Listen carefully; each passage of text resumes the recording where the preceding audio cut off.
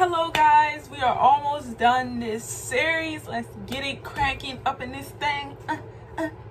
Yes, you clicked on this video for the 12th house, so let me get to it. 12th house represents everything unknown. It's really not meant to be understood. This is the house that represents jail, asylums, prison. Also represent dreams, so you can probably find out how you died with this house. If you write your dreams down, you can figure out how you died. This house has a lot to do with what we didn't want to deal with growing up and what we must learn how to deal with as an adult and be selfless about it.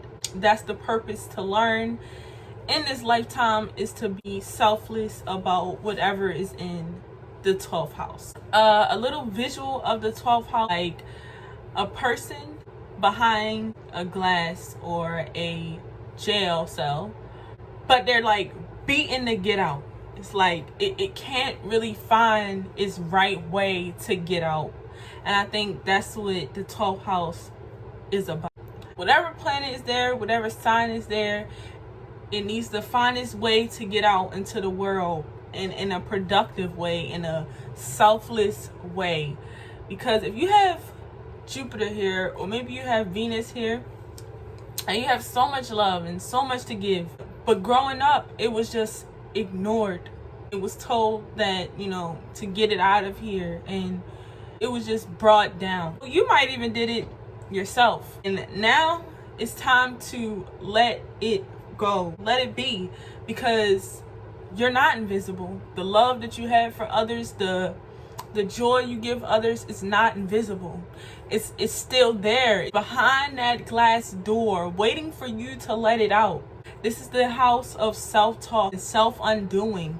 So if you're constantly putting yourself down, 12th house sun, if you're constantly putting yourself down, Mars in the 12th house, if you're constantly putting yourself down, 12th house Scorpio, you can't free yourself. You can't free yourself from this house. That was the purpose. That's why karma put it here, because you can't free yourself from this. It's behind this glass door. And what happens when you don't let stuff out? They stay within. And that's what I'm saying about this house. You have to learn to get it out. A friend of mine actually has Gemini in the 12th house, and he has a problem with communicating. He can't get his words out sometimes, but he has to learn how to get those words out properly, to get them out so others can hear, because he's here, you know, and I'm here, and we can't let our gifts rot in the 12th house. They're in jail when they're in the 12th house. They are very much there. And the thing with 12th house is that you have to redirect this energy this time in life in a good, free-flowing way, in a nice, good way.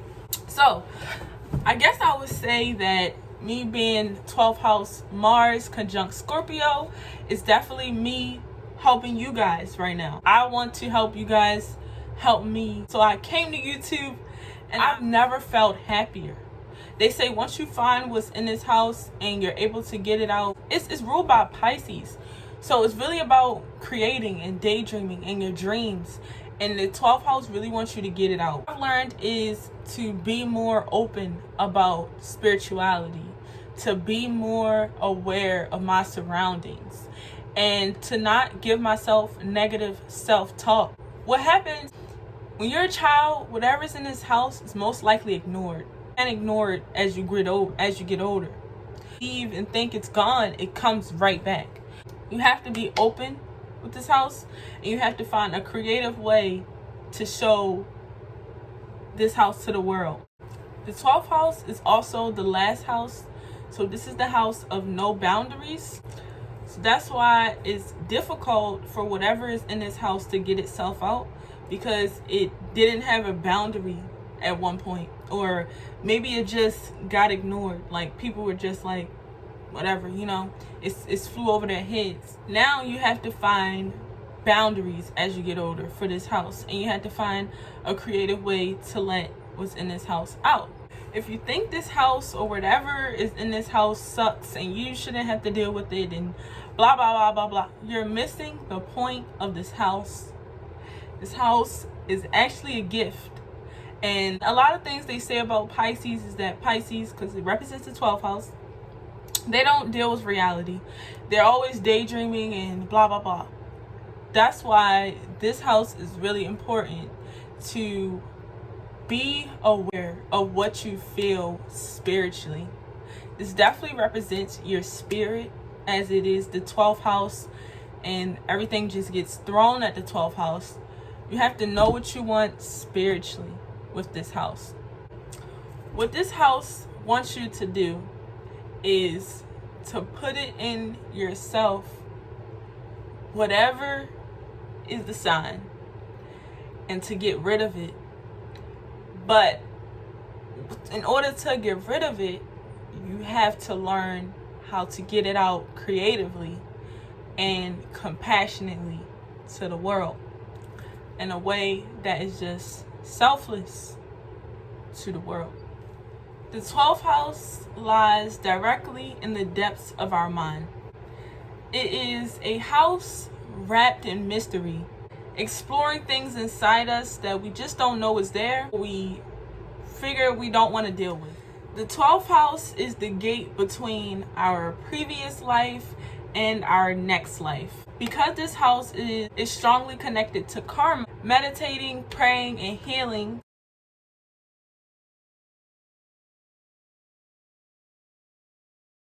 our soul, we can give and receive energy for this house. The 12th house has influence over our unconscious selves, our unconscious abilities and hidden talents, our sleeping pattern and the dream world. It's karma, punishment, and rewards.